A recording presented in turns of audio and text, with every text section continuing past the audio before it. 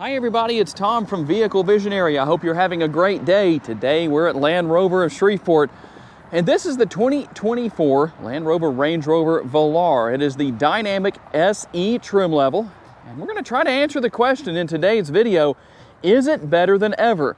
While the changes to the exterior are rather subtle, there are some changes to the interior that should be rather obvious. You have a very plush interior with high-end materials. It's comfortable, and there is a reasonable amount of power under the hood for the vehicle. It comes standard in all-wheel drive, and you definitely have, with the Pivi Pro infotainment system, a very clear and simple system to learn and use. So let's take a look and see what has changed for 2024. And we'll start off here on the front end with the redesigned front grille. Definitely some changes there as far as the overall look and design goes. As far as these areas right here, still going to have the Land Rover logo in the same place, but you'll also notice changes to the headlight housing. In a way, it's kind of been flip-flopped. Instead of having the turn signal indicator running from here down across like this, now you can see it's on the top. And the overall look of the housing, like I say, kind of just flip-flopped a little bit. And you're still going to have standard all-wheel drive. And speaking of all-wheel drive, how about tire and wheel size? We're going to have a 265 on the width, so that is a very wide tire. A sporty 40 series sidewall, so it's not as tall. Wrapped around in this particular case, 22-inch wheels. Normally, these would come with 255/55 on the tires and 19-inch wheels, but here's a little bit of an upgrade here, and the red front brake calipers really kind of set things off. Gloss black in several different places as far as what we have here on the hood. Nothing functional as far as that goes. We do have the accent pieces here that work their way from the front fender into the front door. Gloss black mirror caps. The turn signal indicator is built in, if I can get that out of my mouth without being tongue twisted. And power side view mirrors. No changes to the remote for 2024, but just so you can see what that looks like. And when you lock the vehicle, the power folding side view mirrors will fold in. The door handles will move back inside of the door, and obviously when you unlock everything, all of that will come back out. We do still have the gloss black on the roof. We'll also have, which is kind of hard to see right now, but it is up there, the panoramic sunroof, the gloss black shark fin antenna, and a very nice look with the rear roof spoiler. One thing I definitely like here that Land Rover has done is you'll notice that you do not see the rear window wiper. That just gives it a very clean look back here. And you keen-eyed observers might have noticed changes here with the taillights. While the design is a little different, the biggest change comes in the area that actually lights up. With the previous years of the Velar, the lighting area actually stopped right here on the taillights, but as you can see, it actually works its way all the way through the entire rear taillight. Now, you'll also notice some subtle changes to the rear bumper, the biggest difference being the absence of the exhaust finishers. If you would like to tow with your Velar, it can tow up to 1,653 pounds. And while that's not a lot, I don't think most people are going to be towing with their Velar. And while the average Velar owner is likely not to tow, you might want to know if it has a spare tire. It most certainly does. That is always good news. No tire repair kit here. Cargo capacity comes in at 34.4 cubic feet up to 70.1 cubic feet. And if you're curious, well, give me an idea of what a cubic foot looks like. A cubic foot is the size of a basketball. And to lower the rear seats, pretty simple process right here. And there's actually a couple of different ways you can do this. You can lower both sides here. You have the split right here. But if you just wanted to lower the middle seat down, that is doable as well. And taking a look into the interior, we're going to find again those nice high-end materials, comfortable armrest. Just put your arm on there. Poking it like you're testing for the doneness of a steak is not the best way. The armrest test, put your arm on there. That tells you it is soft. Nice large door bins, and very comfortable seating. We'll also have the rear seat pockets available here for storage capacity on the rear seats, as well as the fold-down armrest with the built-in cup holders. And there's that panoramic sunroof I was telling you about earlier. I wasn't lying to you, it is there. And then rear air conditioning vents, always a plus, as well as a couple of different options here for connectivity, a 12-volt power outlet and 2 USB ports. There's also a 12-volt power outlet in the rear cargo area. Taking a look in through the passenger side front door, basically the same setup as what we had on the rear, just a little bit larger. Nice comfortable armrest, a little larger door bin right there.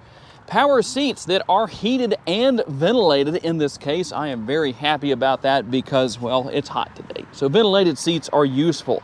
And we'll have a little bit of that piano black finish right here as far as some of the trim work goes on the dash area.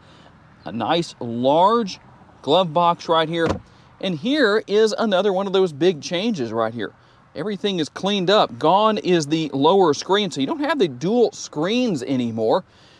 You can conceal away the wireless charger. There's also a USB port right there, or you can just conceal that away if you want to.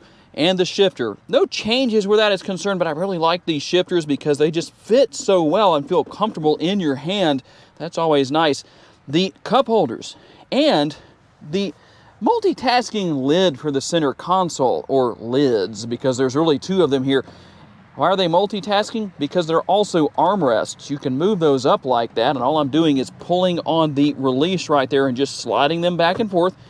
That way, it's a little bit more convenient as an armrest instead of having it like that. It just feels more complete when you move it all the way up, and then we'll move both all the way back, and we can look inside of the center console.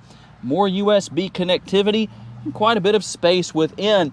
And you do have the ability to obviously control everything with the panoramic sunroof, as you can see, the shade right here, and opening and closing everything.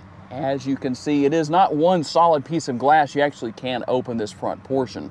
And taking a look into the front seat area, we're going to see that obviously you'll have a few more controls here for features and functionality from the driver's side door. Also seat memory, 3 settings for the driver's seat.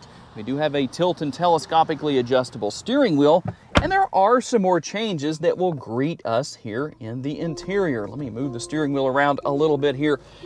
And quick look here, obviously a very nice modern looking digital instrument cluster, but some of those changes include the surround right here as far as the chrome goes on the steering wheel. You'll also find chrome surround up here around the air conditioning vents.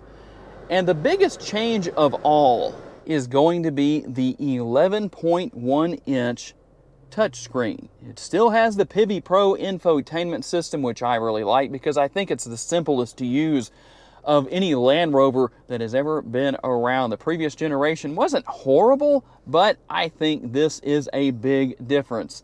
And we'll take a quick look at what we have here with everything. We're going to have the cameras around the vehicle. There we go. Give you that overhead view and show you what the other views are as well. You can see what I'm doing right there, just touching the screen right there to look around. You've got the sensors and all that good stuff. It's all here, but that's not all we have. In fact, let's go back here. Now, one thing that you will find that has changed, you don't have any more physical dials or anything here for controlling the air conditioning. That's done here within the infotainment screen. And if you want to turn on the ventilated seating, or heated seating. We're not going to do heated seating, but you can do that here on the driver's side, obviously, just like this. You can turn that on or turn it off, adjust your fan speed right here, and obviously adjust your temperature there as well. Very simple to use. You will also find wireless Apple CarPlay and Android Auto, as well as Amazon Alexa. And there are 3 new color options for the leather interior. By the way, one more thing I did want to mention, the head-up display. Hopefully the camera is picking that up nicely. It is nice and bright, just so you know that it is there. And before we get out on the road for the test drive, I did want to give you a little bonus. How about what the interior looks like after dark? As you can see, everything very well lit. There's what the infotainment screen looks like. And you will have a little bit of lighting around the shifter And let's see here, let's turn the lights off for a moment and give you a little bit better look, hopefully, at that head-up display. And then we turn the lights back on. There are the low beams. There are the high beams, in case you were curious to see what that actually looked like. All right, we're out for our test drive. We're gonna go ahead and get moving here. One of the things I know a lot of people might say about the Velar, 247 horsepower, is that underpowered? I don't really believe it is. When you ease into the pedal, you have absolutely no trouble getting up to speed. Obviously, I can't do too much because this Nissan just changed lanes in front of us, so I don't want to go too far up there and get on their tail or anything. But I tell you what, you drive it just right, you ease into the pedal. Flooring it, well, it'll still do well that way, but if you ease into it, that just seems to make it accelerate a little bit better. Overall, a very enjoyable vehicle to drive. It has a comfortable ride quality. It's decent. The seats are most certainly very comfortable, and very comfortable, fully adjustable seats for the driver and the passenger. I'm so grateful that Velars have the ventilated and heated seats. That's always a good thing. And you can see that I also have the screen up there. Some vehicles let you do that, some vehicles don't, as far as actually being able to keep the camera on the screen when you're driving down the road. And I know the reason why a lot of the time you can't do that. It's simply because of the fact that, well, they don't want you looking down and having any issues with safety. So, but it just happens to be that way, gives you a little something to look at besides just the typical test drive. Handling characteristics are very good. Nice tight turning radius, a very maneuverable vehicle, and you do have a few different driving modes to choose from, different heights and all that kind of stuff as far as that goes. And obviously you change all of that within the infotainment system. Everything you likely expect to be here is here, very easy to use. And that's one thing I truly like about the Pivi Pro infotainment system, is the fact that it's so easy to use. And so we're gonna just take our opportunity here to accelerate by the 18-wheeler. I'm going to get on the pedal a little more than I did earlier. Absolutely no problem getting by. In fact, now I need to get on the brakes and get off of the gas. Like I said, plenty of power. The horsepower to weight ratio here, no problem. A lot of space here within the interior. It is very comfortable. Steering wheel, obviously comfortable. I mean, what is there to complain about where this vehicle is concerned? The Velar is very nice. And while there are not massive changes for 2024, there are a few, as you can see from what I've shown you in the video, but you still have a vehicle that performs very well, drives well, good gas mileage. It's really a very, very nice vehicle. I have to give it high marks, that's for sure, although I would love to get my hands on another SV autobiography, the 560 horsepower version. I've only seen one of those. It belongs to a friend of mine. I have a video on that if you'd like to check it out. I'll try to remember to link that either in the description or in the comments of this video. By the way, one more thing. This 8-speed automatic transmission is also new for 2024. It is supposed to shift a little more smoothly, just have smoother operation. I definitely can confirm that it does. I didn't really think there was anything wrong with the previous transmission, but I'll tell you what, I can definitely tell a little bit of a difference in the operation of this transmission compared to what we had last year. And those are the changes and the quick details on the 2024 version of the Land Rover Range Rover Velar. Is it better than ever? Tell me what you think down in the comments section. I'm always curious to know. I have to say a special thanks to my friends here at Land Rover of Shreveport for loaning me this 24 Velar for the day. And a special thanks to each and every one of you for being kind enough to take the time to watch and give me the opportunity to give you a vision for your next vehicle. If you enjoyed this video and haven't subscribed to the Vehicle Visionary YouTube channel just yet, please consider doing so. And if you enjoyed this video and would like to learn about other vehicles you may wish to consider purchasing, check out the video that's on the screen right now, and I will see you there.